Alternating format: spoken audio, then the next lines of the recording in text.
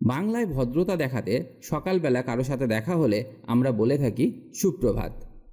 ঠিক ইংরেজিতে বলা হয় গুড মর্নিং। তবে গুড মর্নিং দুপুর 12টার আগে পর্যন্ত বলা যায়। এই গুড মর্নিং বলাটাও আজ থেকে শুরু করুন। এই ছোট ছোট জিনিসগুলি আপনাকে পারফেক্ট করে তুলবে। আর একটা কথা এখানে বলে দিই, রাত 12টার পর থেকে দুপুর 12টার আগে পর্যন্ত আমরা গুড মর্নিং বলতে পারি। এবার প্রশ্ন হতে পারে যে যদি কারো সাথে রাত 3টের সময় দেখা হয় তখন কি তাকে গুড মর্নিং বলা যাবে? অবশ্যই বলা যাবে, এতে কোনো অসুবিধা নেই। সাধারণত আমাদের সাথে সবার দেখা হয় ভোরবেলা থেকে, মোটামুটি 5টার পর থেকে।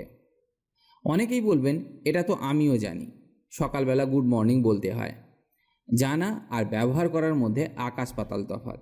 সেই জানার কোনো গুরুত্ব নেই যদি না জীবনে অ্যাপ্লাই করেন। তাই আজ থেকেই ব্যবহার করুন। Good afternoon. গুড আফটারনুন আমরা সাধারণত দুপুর 12টার পর থেকে বিকাল 6টার আগে পর্যন্ত বলা হয়ে থাকে। তবে আমরা দুপুর 12টার পর থেকে যতক্ষণ সূর্যের আলো দেখতে পাই ততক্ষণ পর্যন্ত গুড আফটারনুন বলে থাকি। Good evening. সন্ধ্যা 6টা থেকে রাত 12টার আগে পর্যন্ত আমরা গুড ইভিনিং বলতে পারি। আপনি রাত 9টার সময় কিংবা রাত 11টার সময়ও গুড ইভিনিং কাউকে বলতে পারেন, এতে কোনো সমস্যা নেই।